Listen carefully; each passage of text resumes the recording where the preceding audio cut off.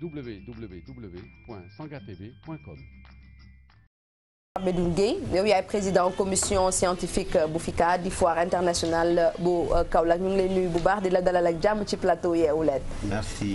Dieynaba maa ngi leen di delloo samay nuyoo. di leen remercier de l'invitation. alors tey dañuy wax ci FICCA bi nag waa chambre consulaire bu Kaolack ñoom ñoo ko rek daal di créer ambition bi mooy mu gën a dollil koom-koomu kon région boobule vitrine la itamit ngir kon askan wi jóge ci sous région bi ak ci yeneen dëkk ñu mën a wane lu ñuy rek daal di indi ci wàllum koom waaye aussi ay échange am fa. voilà merci Dieynaba comme ni nga ko waxee noonu la donc foire internationale bu Kaolack. chambre de commerce bu Kaolack la ak chambre des métiers ñoom ñoo ko organisé mais sous l'impulsion du gouverneur aussi de la région mu nga xam ne ni ne mënuñu def manifestation bu toll noonu très bien parce que boo xoolee moom moo njëkk a woote CRD pour ñu service yëpp jàpp ci donc président Serigne Mboup ñëw ci CRD bi expliquer lan la xalaat vraiment ci FICCA boobu donc vitrine économique la day permettre Kaolack mu wone lu mu mën ci sur le plan économique culturel aussi artisanal et tout donc dafa am solo trop une région xam nga région yi boo demee boo rombee da ngay gis ne dafay amorphe du am trop d'activité économique mais vraiment da ngay sentir ne vraiment avec l'avènement du président Serigne Mboup bi mooy 3e édition bi que foire bi vraiment mi ngi jël une dimension internationale. lu toll kon ci 100 000 visiteurs amoon ngeen ko lu toll kon ci 600 exposants ñi ngi fa woon est-ce que daaw jot ngeen retombé wu foire ba fa amoon. ah bien sûr parce que xam nga première édition bi organisé nañ ko woon rek parce que c'était un peu déficitaire parce que da ngay comprendre foire dafa bëri ay frais mais ren boo xoolee par exemple partenaires yi ñëw yi partenaires yi du stand yi yeeg yooyu mais y a les entreprises qui viennent wane seen bopp tey boo duggee foire bi sax ku fa mës a ñëw à l'entrée da ngay xam ne lii changé na parce que tu vois par exemple partenaires yu bëri partenaires yi nag dafay bëri comme institutionnel institutions yi ñëw ministères yi presque man mi nekk par exemple au niveau de la commission scientifique ministère bu nekk da ngay bëgg a ñëw def fa forum te loolu yombul donc hier en quittant rek maa ngi ministères yi bay taxaw ne donc ñu xam ne ngi travail ak ñoom pour ay forum yi war a def donc si 9 fora yi xam ne war nañ ko def au niveau de Kaolack wala war nañ ne am na partenariat ak institution yu nekk foofu mais ensuite am na partenariat comme avec seen télévision bi donc vraiment ñu jàpp institution yu travail dans la communication yëpp vraiment ñu ngi ñu si jàppale pour visibilité bi mën a ñëw. mais surtout Mado li gën a am solo foofu mooy c'est le rendez-vous des décideurs xam nga ñi nga xamante ni ñoom ñooy buuma ki bumi ci wàllum koom ñoom ñëpp foofu la ñuy daje. voilà donc c'est important xam nga moo tax ñu def ce qu'on appelle les forats. forats yi dañuy permettre ñu inviter les décideurs ñu ñëw suñu ñëwee dañuy partager l'actualité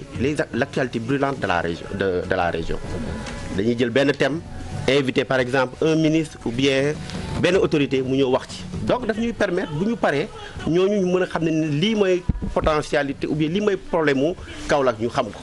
donc loolu dafa am solo donc tous ces décideurs vont venir parler des questions qui intéressent vraiment la région de mais nag sëñ Pape Medoune Gueye seen kii gastronomie bi nag mënoon ngeen cee dugal Alfi waaw parce que rendez-vous gastronomique bi parce que Alfi léegi moom kenn mënta de wax gastronomie fii ci suñu réew mi fii te boole woo ci Alfi waroon nga cee dugal ndaxte lu toll ci 30 associations de femmes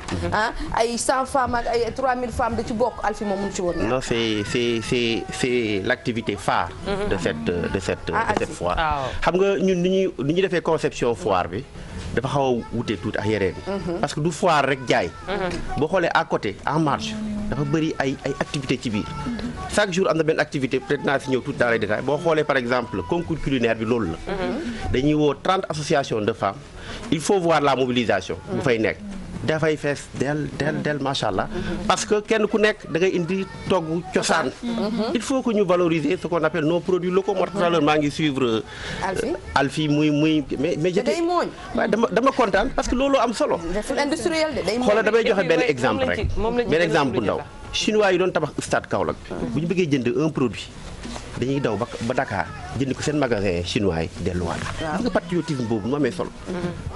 loolu il faut que sénégalais yi di ko développer. ñu xam ne nos produits locaux là dañ ko war a valoriser. et dafa commencer par la chambre de commerce. le président Serigne bu amul benn événement bu ñu fay def di jënd ay yenn jus de fruits. produits locaux femmes yi ñuy produire moom la ñu utiliser. donc moo tax. fi jey na ba li ma ci gën a marqué mooy vertu yi nutritionnelles yi nga xamante ni ñoo nekk ci li ñuy bayee sunu produit yi ñu fi am loolu moom a gën a marqué ci concours gastronomique boobu di fa am parce que genre foire yu mel nii jey na ba soo xoolee produits yi fa nekk yëpp yi ñuy exposé à la limite ci ndap yi lay mujjee parce que yenn yi ci produit bi yi ñuy bayee ak yenn yi nga xamante ni moom la ñuy def ci wàllum élevage yëpp soo xoolee après ci cin bi lay dem donc événement yu doon yu regroupé plus de 3000 femmes quand même war nañu def taxaw seetlu dem assister ko wan ko ñi nga xamante ni ñoom ñoo ko dul gis parce que wax na léegi partenariat bi télévision Futurs Médias am ci taxawaay boobu donc man loolu moom a gën a marqué ci li nga xamante ni mooy vertu nutritionnelle yi ñam yi am yi nga xamante ni moom la ñuy bàyyee ci réew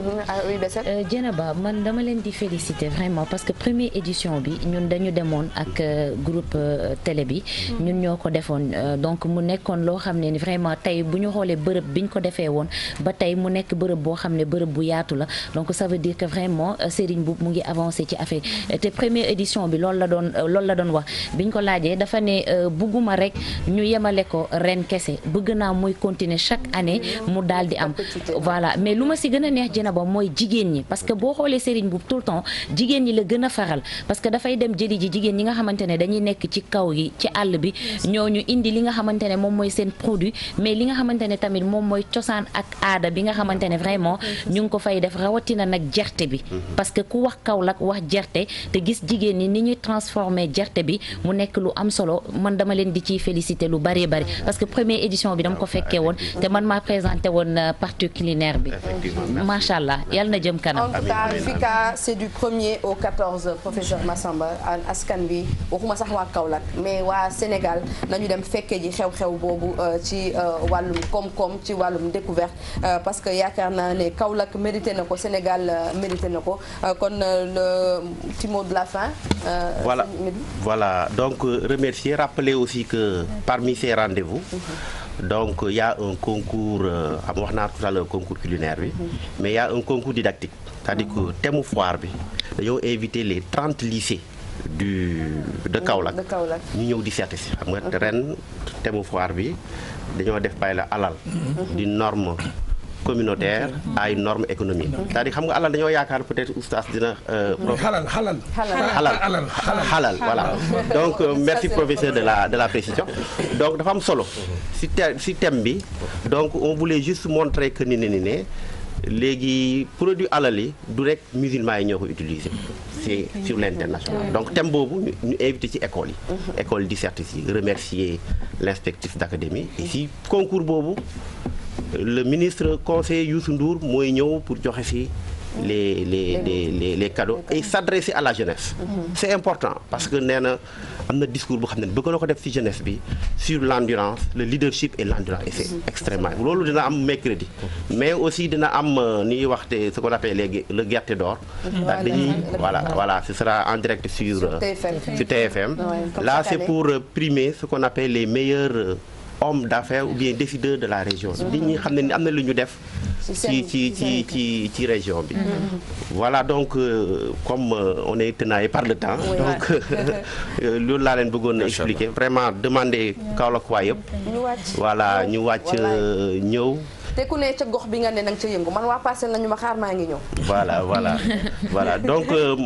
ma terminer rek par tout à l'heure maa ngi dégg professeur di ko wax remercier aussi ou bien féliciter le président Serigne Mboup pour l'initiative damay faral di wax ne bu Kaolack amoon 14 Serigne Mboup Sénégal dina développé c'est important nga jël une initiative de ce genre kenn xalaatul def parce que cette foire bi ñuy def nii c'est la 2e foire du Sénégal donc c'est important en 3 éditions quand même. En 3 éditions nga atteindre ay 600 exposants 100 000 visiteurs. Je pense que c'est une performance parce que moom liggéey la xam. il nous met la pression boo xam ne liggéey loolu la xam day faral di wax ne bu ngeen amee problème bu leen nekk foofu di waxtaan wut leen solution ba. waaw bu leen nekk foofu di werante voilà donc. remercier daal tout le monde. en tout cas merci Pape Medoune Gueye moom mooy président commission scientifique bu FICA ñi ngi seen 3e édition ña ko initié mooy chambre de commerce bu Kaolack ak chambre des métiers ak gouverneur bi ñoom ñëpp jàpp nañ kon ci liggéey bi di ci kon félicité bu baax a baax kon président Serigne Mboup mi bëgg kon daal di ñoŋal lu jëm ci wàllum koom-koom ak mbirum kon découvrir saveur yeeg yi ni mel ñu mën ko kon daal di may doole fii ci suñu réew nuyul ñu ko bu baax a baax ngeen waa Kaolack nag le groupe Futurs Médias incha allah danañ ci rek daal di yegg si danañ leen daal di gunge kon ci seen ay initiative jërëjëf Guèye comme ni ma ko doon waxee sànq nag